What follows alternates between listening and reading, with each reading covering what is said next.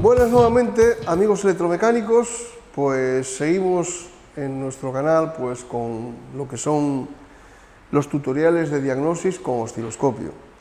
Este tutorial que vamos a hacer hoy, pues digamos que sería una continuación, una ampliación de algunos tutoriales que ya hemos hecho en los sistemas de regulación de doble punto, lo que era la válvula de control de presión en rampa. Lo que pasa es que en esos otros tutoriales pues hemos explicado cómo se ha de realizar la verificación utilizando el equipo de diagnosis y utilizando un polímetro y una pinza amperimétrica. En este tutorial vamos a ver cómo verificaríamos el funcionamiento utilizando un osciloscopio.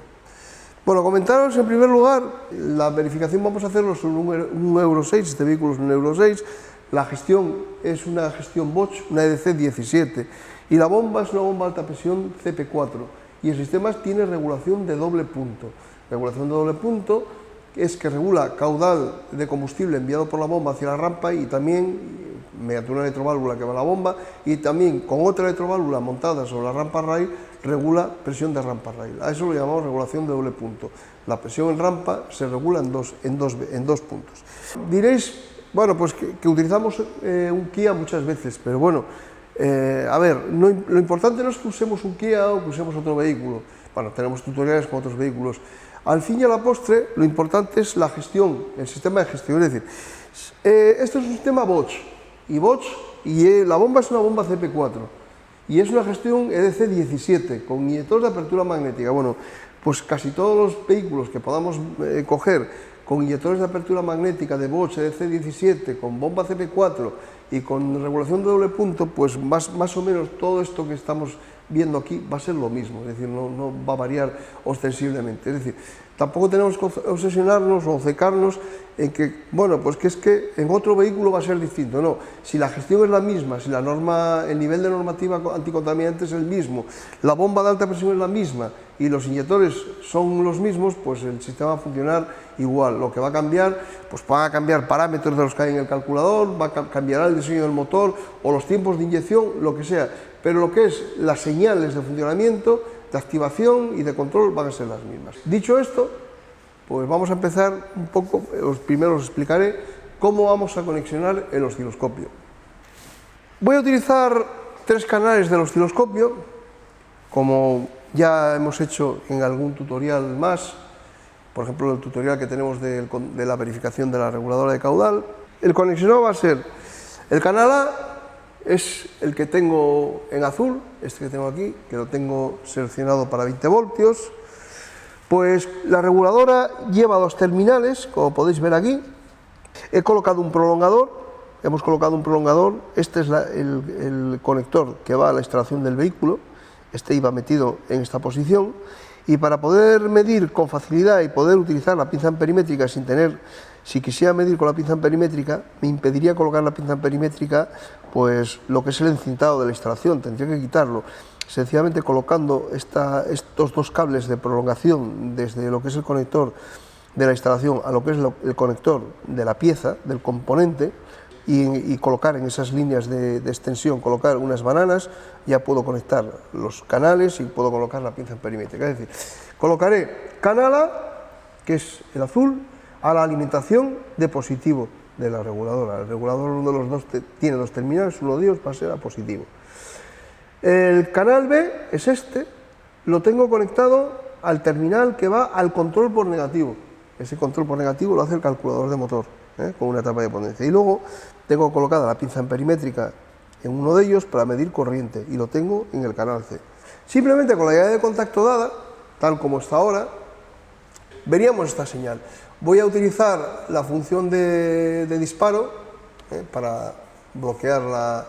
Voy a hacer el disparo por el canal B, que es donde tengo los pulsos. Vamos a repetir, B, vale. Y ahora ya se me queda, a partir de este punto, de la tensión de disparo que yo he elegido, pues se me queda la imagen ahí fija. Voy a analizar, solo con la llave de contacto, un poco lo que tengo aquí. Vamos al canal A, que es donde tengo la tensión de alimentación, y vamos a medir qué tensión de alimentación tengo en estos momentos. Bueno, vemos que la tensión de alimentación, vamos a ver una línea horizontal paralela al eje de tiempos, y ya sabéis que en el momento que aparece una línea que no varía con el tiempo significa que es una corriente continua y que su voltaje se mantiene constante, bastante constante, y en él, pues colocándolo en la barra de medición, tenemos 12,34 voltios, que son la tensión que puedo tener en estos momentos en la batería con el vehículo detenido.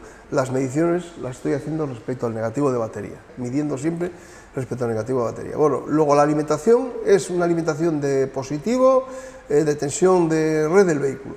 Voy a ver ahora lo que veo en la señal de control por negativo.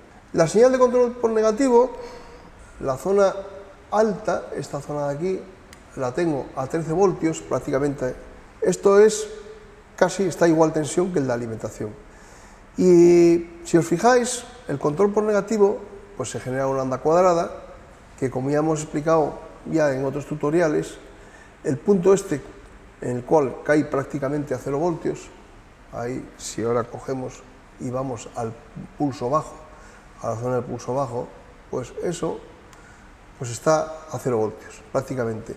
Ese intervalo de tiempo en el que está a 0 voltios, digamos que dentro del calculador de motor hay una especie de interruptor virtual. Esto ya lo hemos explicado en otros tutoriales, en donde explicamos la verificación con amperimétrica, y en ese momento pues está cerrado y está haciendo pasar corriente por la electroválvula, está conectando a negativo, a masa, a través del propio calculador, el terminal de control por negativo de la bobina. Entonces en ese momento se produce el paso de corriente.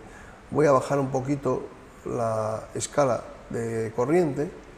Bueno, pues si os fijáis, en el mismo instante en el que se produce la conexión a negativo, en ese flanco descendente que veis ahí, es el flanco de conexión a negativo, en el momento en que se cierra el interruptor virtual. En este flanco ascendente, ese interruptor virtual de interior del calculador vuelve a abrirse. El tiempo que se cierra, vemos que la corriente crece hasta alcanzar un valor, el máximo que llega a alcanzar en ese tiempo.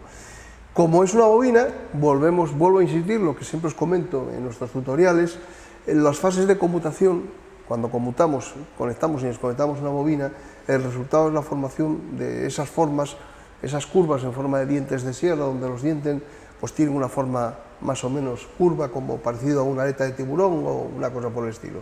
Es decir, que aquí en este punto pues se produce la conexión a masa, la corriente crece, y todo este intervalo de tiempo, fijaros, desde aquí hasta aquí, pues lo voy a marcar, si queréis, para que lo veáis. Desde ahí hasta ahí está a nivel alto de tensión, está a esos 12 voltios de tensión de la red del vehículo. Al abrirse el contacto, pues lógicamente deja de darle negativo a ese terminal. Al dejarle de darle negativo a ese terminal, deja de estar conectado a potencial cero, y el valor, el voltaje en él sube hasta la tensión de alimentación, se iguala prácticamente a la tensión de alimentación, que es todo ese intervalo de ahí. Bueno, pues así es como vemos en el osciloscopio lo que es los ciclos de conexión y de desconexión. Si miro la frecuencia, aquí tengo el flanco de descenso, aquí nuevamente vuelve otra vez a producirse el flanco de descenso, luego de aquí a aquí es el periodo, la duración del ciclo completo de conexión. Andamos alrededor del kilohercio.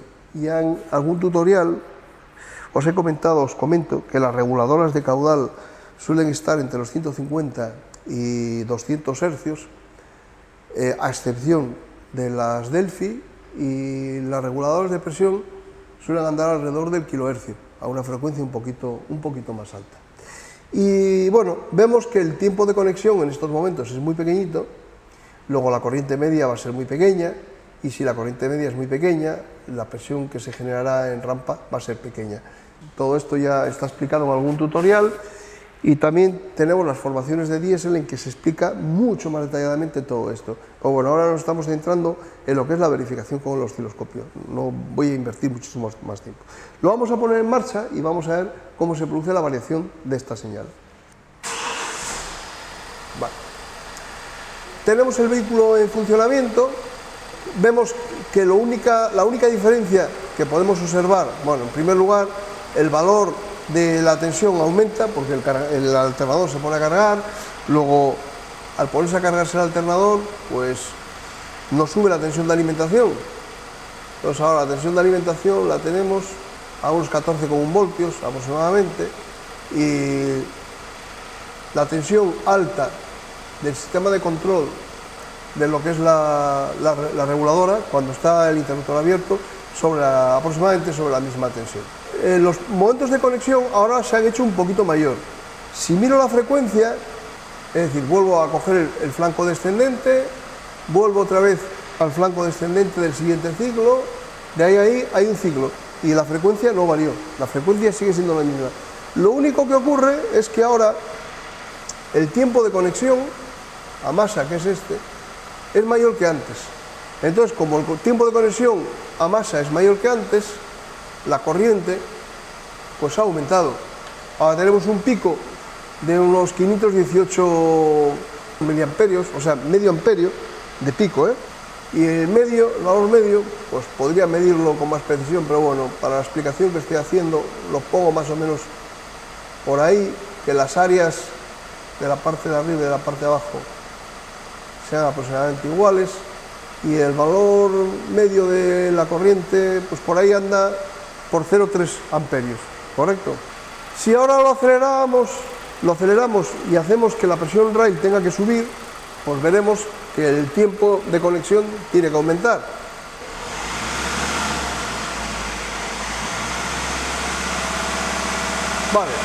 Vale, he detenido y ahora veis, bueno, como tengo aquí una serie de capturas. Cuando está el ralentí, más o menos el pulso anda por ahí, y al acelerar, que la presión de rail tiene que subir, lo que vemos es que el pulso de conexión abajo aumenta. Al aumentar el pulso de conexión abajo, la corriente media aumenta, y cuando aumenta el pulso de conexión abajo, el pulso de conexión arriba disminuye. Por ejemplo, ahí pues tendríamos una corriente media de unos 0,7 amperios, es aproximadamente un poquito más del doble de lo que teníamos antes al ralentí. Así es como consigue que la fuerza magnética que se genera en la reguladora sea mayor, y el gasóleo necesita más presión para levantar la válvula de bola y descargar hacia la rampa. Así es la forma que tiene de regular pues, la presión rail.